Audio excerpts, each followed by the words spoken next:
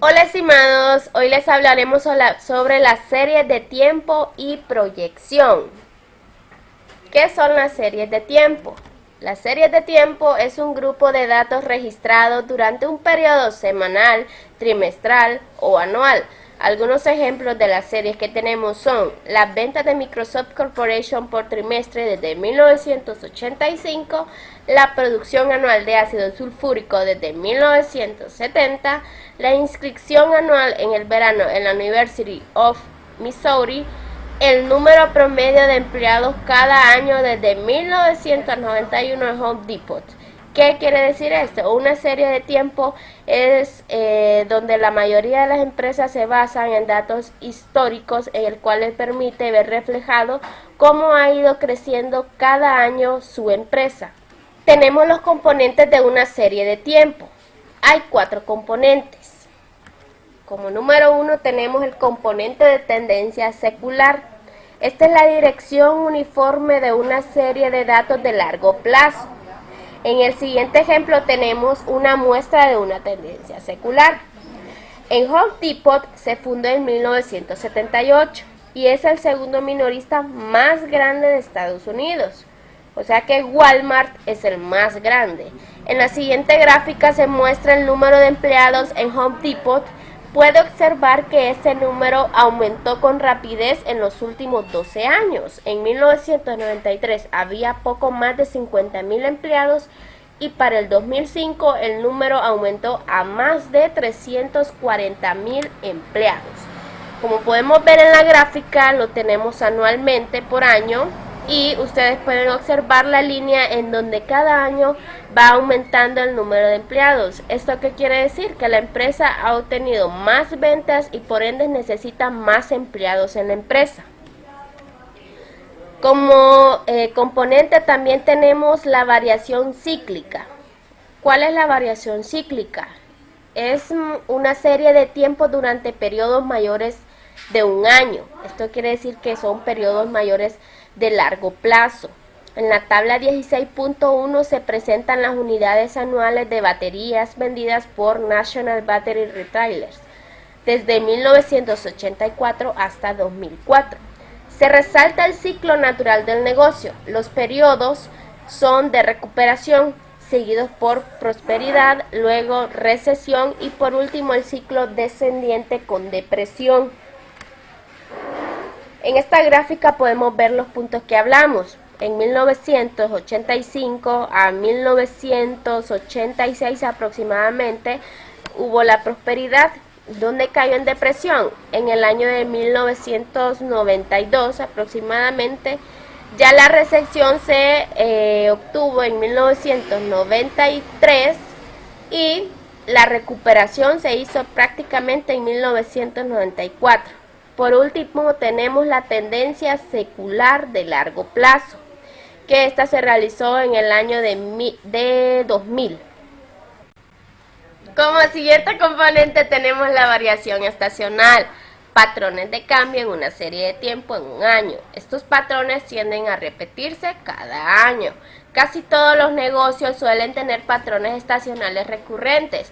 ¿Esto por qué se da? Porque la mayoría de empresas hay meses donde aumenta o disminuyen las ventas dependiendo de la época en que se encuentra en la ciudad.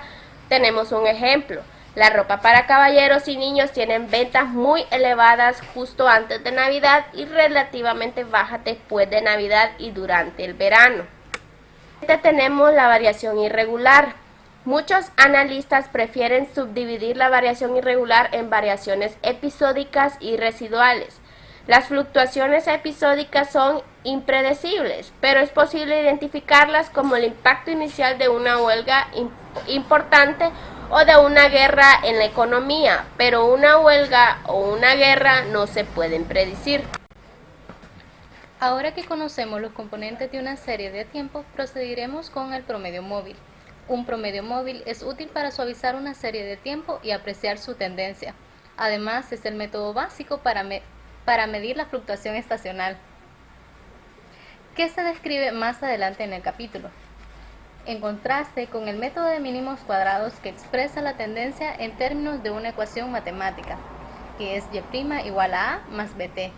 El método del promedio móvil solo suaviza las fluctuaciones de los datos. Esto se logra al desplazar los valores medios aritméticos en la serie de tiempo. Por ejemplo, en la siguiente serie de tiempo, el ciclo se repite cada 7 años y la amplitud de cada ciclo es 4, es decir, hay exactamente 4 unidades desde el valle, el periodo más bajo, hasta el pico. Por lo tanto, el promedio móvil de 7 años promedio a la perfección las fluctuaciones cíclicas e irregulares y el residuo es una tendencia lineal.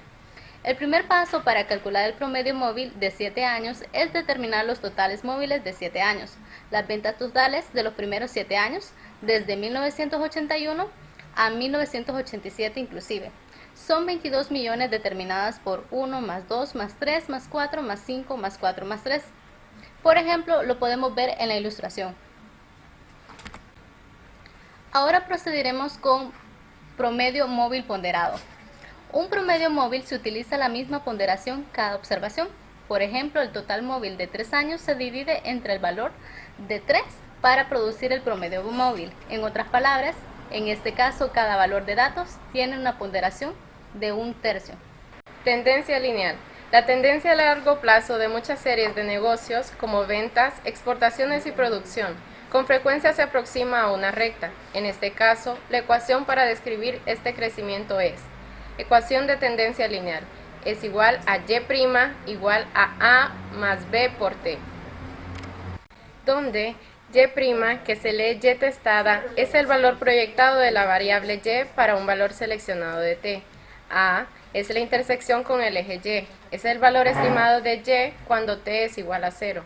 Otra forma de expresar esto es: A es el valor estimado de y donde la línea cruza el eje y cuando t es 0. B es igual a la pendiente de la recta, o el cambio promedio en y', por cada aumento de una unidad en t. T es cualquier valor de tiempo seleccionado. Tendencias no lineales. La ecuación de la tendencia para una serie de tiempo que no se aproxime a una tendencia curvilínea, como la representa en la gráfica 16.7, se calcula con los logaritmos de los datos y el método de mínimo cuadrados. La ecuación general para la ecuación de la tendencia logarítmica es logaritmo de y testada igual a logaritmo de A más logaritmo de B por T. Determinación de un índice estacional. Hay varios métodos para medir las fluctuaciones estacionales habituales en una serie de tiempo. El método más común para calcular el patrón estacional habitual se denomina método de la razón con el promedio móvil. En este método se eliminan los componentes de tendencia cíclicos e irregulares de los datos originales y. En el siguiente análisis, T se refiere a la tendencia, S a la variación estacional y C a la variación cíclica. L a la variación estacional. Los números que resultan se conocen como índice estacional habitual. El estadístico de Durbin-Watson. Los datos o observaciones de series de tiempo recopiladas sucesivamente durante un periodo presentan una dificultad particular cuando se utiliza la regresión. Una de las suposiciones que por tradición se emplean en la regresión es que los residuos sucesivos son independientes. Esto significa que no hay un patrón para los residuos, solo están muy correlacionados y no hay corridas largas de residuos positivos o negativos. La relación de regresión en una serie de tiempo se escribe de la siguiente manera, donde el subíndice t sustituye a i para sugerir que los datos se recopilan en el tiempo. Si los residuos están correlacionados, se originan problemas cuando se intenta realizar pruebas de hipótesis respecto de los coeficientes de regresión. Asimismo, un intervalo de confianza o un intervalo de proyección donde use el error estándar de estimación múltiple, quizás no produzca los resultados correctos. La autocorrelación reportada como R es la fuerza de la asociación entre residuos sucesivos. La R tiene el mismo significado que el coeficiente de correlación, es decir, los valores cercanos a -1 o +1.